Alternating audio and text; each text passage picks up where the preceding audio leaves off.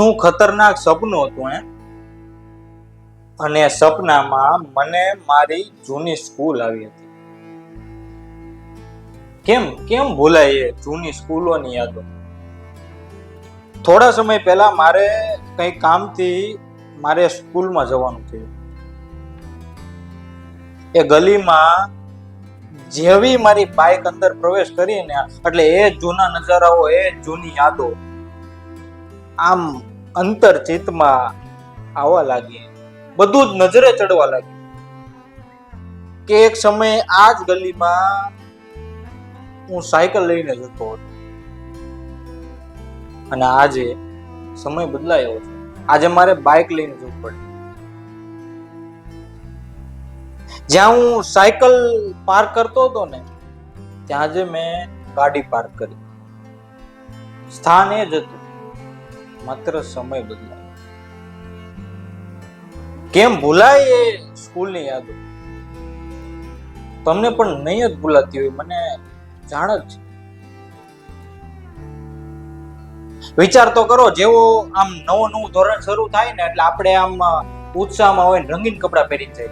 Uniform હોવા છતાં પણ રંગીન કપડાં પહેરીને જઈએ અને સ્કૂલના આચાર્ય આવે, કેમ ભાઈ યુનિફોર્મ કેમ નથી પહેર્યો? એટલે આપણે એક જ બહાનું હોય, સર સીવડાવવા નાખ્યો, હજી સીવાણો નથી. યાદ છે? એલા એ યાદ છે તમને કે સ્કૂલની અંદર જ્યારે આપણે પ્રવેશ કરતા ને એટલે શિસ્ત સમિતિના વિદ્યાર્થીઓ આપણને લાઈનમાં ચાલવાના હાથ પાછળ રાખવા માટે ઊભા જ હોય. વાળ ચેક કરે, નખ ચેક કરે. અને મારે તો રોજનું થતું. હું તો રોજ ઊભો રહેતો અને ત્યાં પણ ઓળખાણો લગાડવા માટે મળ્યો હતો. યાદ છે તમને? એલા એ આ સ્કૂલની પ્રાર્થના તો કેમ જ ભૂલાય કે જેમની શરૂઆત શ્લોકથી થતી હતી. આજે બધા શ્લોક ભૂલાઈ ગયા અને આ પ્રાર્થનામાં ઝીણી ઝીણી આંખો ખોલીને એ બહાર જોવાની મજા, અને એમાં મોનિટર જોઈ જાય અને બોર્ડ ઉપર નામ આવે અને પછી સર આપણને સજા આપે. એ મજા અને સજા હવે આપણા જીવનમાં નથી. યાદ છે પ્રાર્થનામાં આપણે બરાડા પાડી પાડીને ગીતો ગાતા કે શંભુ શરણે પડી મંદિર તારું વિશ્વ રૂપાળું, કે હનુમાન બજરંગી બજરંગી હો હનુમાન બજરંગી. આવા ગીતો ગાતા અને એ શું મજા આવતી પ્રાર્થનામાં બરાડા પાડવાની. મિત્રોની સંગાતે ના મોજ લેતા. શું યાદ છે તમને? પેલા એ જ્યારે શિક્ષક હાજરી પૂરતો હોય ને, આપણો ક્લાસ ટીચર, ત્યારે આપણે એકબીજાના મોઢામાં દબાવી દેતા કે આનો વારો આવે, અથવા તો એને વાતું એ ચડાવી દેતા કે જેનાથી એનો રોલ નંબર આવે ને એને ભૂલાઈ જાય. આવી મજા ખાલી મિત્રો જ કરી શકે. આજે મિત્રો તો છે પરંતુ એ સ્થાન નથી. એ બોલતા અટકાવવા માટે, વાતું એ ચડાવવા માટે એ સ્થાન, એ શાળા રહી નથી.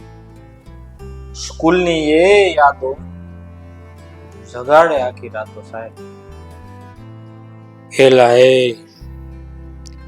યાદ છે તમને સ્કૂલની રિસેસ? આ સ્કૂલની રિસેસમાં જે આપણે નાસ્તો કરતા ને, એકબીજાના મમરા ખાતા, એકબીજાને ઘરેથી જે નવી નવી વાનગીઓ બનાવીને આવી હોય એ ખાતા. એ પછી એવી મજા ક્યારેય નથી આવી જેવી આપણે સ્કૂલની રિસેસમાં ખાધું છે. યાદ છે તમને આપણે બાર સ્ટેશનરીમાં સમોસા ખાતા હતા? યાદ છે જ્યારે કોઈ વિષયની ચોપડી આપણે ભૂલી ગયા હોય ને અને ઘર નજીક હોય ને તો આપણે દોડીને જતા અને ચોપડી લઈને આવતા કે રિસેસ પૂરી થાય, ગેટ બંધ થાય પહેલા મારે સ્કૂલે પહોંચી જવું છે. આ સ્કૂલની યાદો હતી સાહેબ.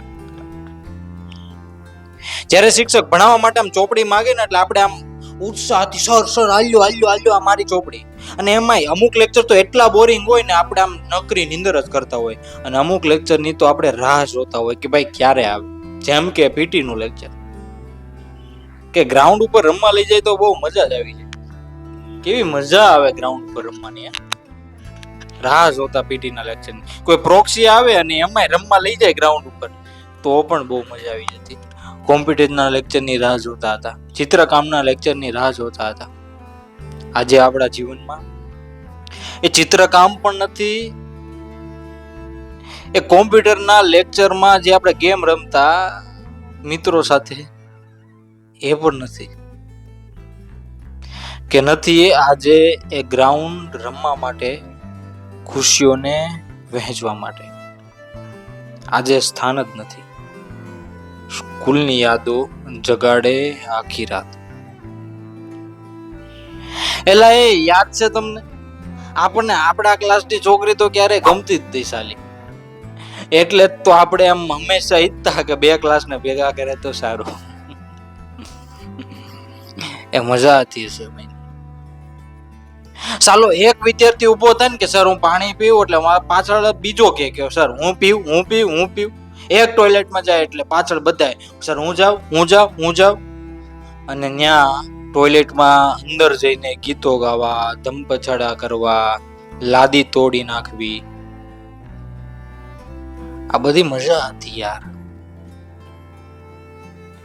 પાણી પીવા જવાના બહાને આખી સ્કૂલનો ચક્કર લગાવવો, એ પણ એક મજા હતી યાર.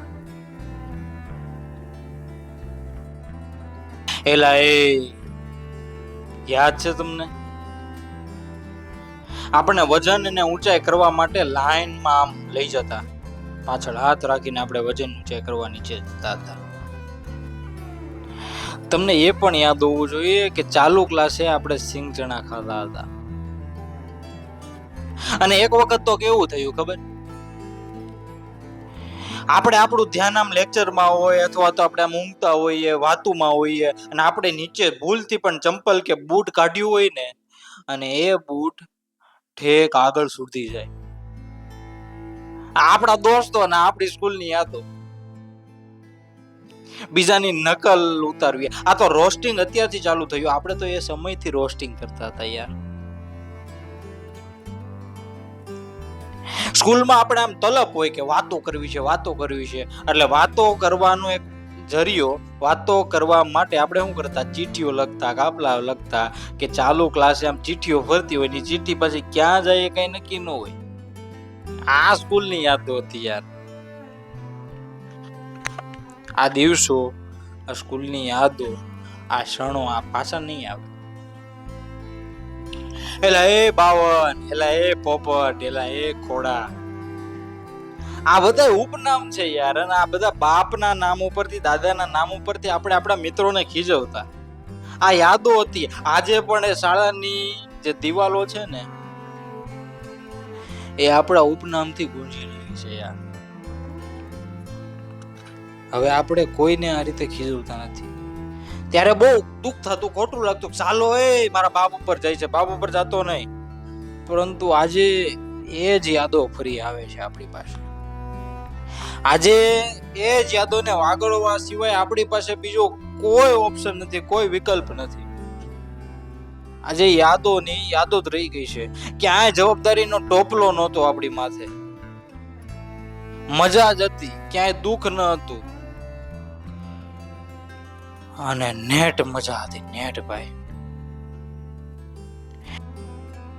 એટલે એ યાદ છે તમને, જ્યારે આપણે લેસન નો લાવ્યા હોય ને તો આપણે કેટલી વાર જગ્યા ફેરવતા, ચોપડા બદલતા, ચોપડા એક્સચેન્જ કરતા, ડાયરીમાં સહી થતી. આ યાદોને મેં તો સંભાળી રાખી છે. મેં મારી સ્કૂલનું આઈ કાર્ડ, મેં મારી સ્કૂલની ડાયરી, મેં મારી સ્કૂલના રિઝલ્ટો સંભાળી રાખ્યા. આજે પણ જ્યારે એ ડાયરી, આઈ કાર્ડ ને જોઉં છું ને, એટલે ત્યારે ફરી એ યાદો મારા સ્મરણમાં આવે છે કે શું એ મજા હતી. કોઈ રોકવા વાળું નહીં, કોઈ ટોકવા વાળું નહીં, કઈ જવાબદારી નહીં યાર. એટલે એ યાદ છે તમને જ્યારે સાહેબ 20-50 વાર કોઈ વસ્તુ લખવા આપતા ને ત્યારે આપણે બબે વાર લખવાનું થતું હોય તો આપણે 4-4 બબે પેન થી લખતા. બહુ ભી પડે ને તો આપણે સ્કૂલે ગુલ્લી મારી દેતા યાર. નવા બાના બનાવતા કે મને મજા નહોતી, મને આમ નહોતું, મને તેમ નહોતું. આ યાદો યાર. હવે બાના, હવે ગુલ્લીઓ રજા લઈ ચૂકી છે આપણી જિંદગીમાંથી યાર. હવે મજા ન હોય તો પણ કામે તો જવું જ પડશે. આપણે સૌ વિદ્યાર્થીઓ વિચારતા કે આ સાહેબ છે ને આપણી પાસેથી જે પસ્તી ભેગી કરે છે ને એ પસ્તી વેચીને એના ખમણ ખાતા હશે. છે ને તમારા મનમાં પણ આવું? આવી યાદો હતી યાર, આવા વિચારો હતા, આવી મજા હતી. એક સાથે આપણે આમ ટોળામાં સ્કૂલે જતા, છૂટીને પણ ટોળામાં આવતા, એકબીજાના ઘરે જતા હતા, રમવા જતા હતા, કબડ્ડી રમતા, ક્રિકેટ રમતા. આ બધી યાદો એકબીજાની નકલ ઉતારતા, કોઈનું નામ કોઈની સાથે જોડતા હતા કે તારે આની સાથે આમ છે. આ મજા હવે પાછી આવવાની નથી. ગીતો ગાતા હતા અને યાર છેલ્લી બેન્ચીસ એટલે તો આમ મોજે મોજ હો. અત્યારે નવરાત્રીમાં ગરબા ચાલુ હોય કે ડીજે વાગતા હોય એમાં મજા ન આવતી ને સાલી. એટલી મજા એ સમયે બેન્ચીસ ટપકારીને જે ગીતો ગાવાની હતી ને એ બેન્ચ જેવું આવે અને સાહેબ ક્લાસમાં ન હોય એટલે ડંટક આપણું ચાલુ જ થઈ જાય. એ મજા હતી, એ સમય હતો. આજે આપણી પાસે ઓફિસ હશે, ટેબલ હશે, આપણે એના ઉપર ઢોલક વગાડી શકીએ છીએ ઢંટક, પણ એ ઢોલકના તાલની સાથે ગાવા વાળા મિત્રો નથી આજે આપણી પાસે. સ્કૂલની એ યાદો જગાડે આખી રાતો યાર. જ્યારે આપણે સ્કૂલમાં નવું જવું પડતું ને ત્યારે આપણને એમ લાગતું કે આ સાલી સજા છે યાર. સજા નથી, આ તો મજા હતી યાર, આ તો મજા હતી. જેલ જેવી સ્કૂલ સાહેબ જન્નત બની જાય છે. શરૂઆતમાં સ્કૂલે જવું ગમતું નથી અને અંતમાં સ્કૂલેથી નીકળવું ગમતું નથી યાર. એ 10મા-12માના વિદાય ફંક્શનો કેમ ભૂલાય? એ બેન્ચીસ ફેરવીને સાહેબ જે નાસ્તો કરાવતા, ખમણ ખવડાવતા, એ જન્માષ્ટમીના ઉત્સવો કેમ ભૂલાય? એ રક્ષાબંધનના સમયે જે આપણે નાટક આદરતા એ કેમ ભૂલાય? એ ચિત્ર સ્પર્ધા, એ રંગોળી સ્પર્ધા, એ વક્તૃત્વ સ્પર્ધા, એ વર્ષા ગીત સ્પર્ધા કેમ ભૂલાય? આ બધામાં ભાગ લેતા, એકબીજાની મજાક ઉડાવતા કેમ ભૂલાય? આ સ્કૂલની યાદો છે સાહેબ. આ સ્કૂલના દિવસો ફરી પાછા આવવાના નથી. આ યાદોને વાગોળીને ખુશ રહેવા સિવાય આપણી પાસે બીજો કોઈ ઓપ્શન નથી. સ્કૂલનો જે મિત્ર આપણી સાથે બન્યો હોય ને એની સાથે કબોથી કબો મિલાવીને એ પાછી સ્કૂલની યાદો વાગોળીને મજા લેવી સાહેબ, જરૂર લેવી છે. અને હું ચોક્કસ જણાવું છું સાહેબ, તમે તમારા શિક્ષકોને ન મળો તો કાંઈ નહીં, વર્ષમાં એકવાર તમારી સ્કૂલની મુલાકાત લેજો. તમારું ઘડતર ત્યાંથી થયું છે, તમારો ઉછેર ત્યાંથી થયો છે, તમારી ત્યાં લાગણી જોડાયેલી છે. ત્યાંથી જ તમે જે ગુણ શીખ્યા, જે સંસ્કાર શીખ્યા, તેનાથી તમે આ દુનિયાની સામે ટક્યા છો. આ વિડીયો સારો લાગ્યો હોય તો લાઈક, શેર અને સબસ્ક્રાઇબ જરૂર કરજો. અને આ ચેનલના ઘણા બધા વિડીયો છે કરિયર સંબંધિત, સમય મેનેજમેન્ટ સંબંધિત, બાજ સંબંધિત, તો આ વિડીયોને પણ જોવાનું ભૂલતા નહીં. ધન્યવાદ. યાદો કે પુરાને एल्बम में छुपा के रखे हैं हमने वो दिन, ना किसी मंजिल की फिक्र थी, जिंदगी जीने की उम्र थी, दोस्तों और दोस्तों से उतार के दिन थे, वो दिन भी क्या दिन थे, सच में यार वो दिन भी क्या दिन थे.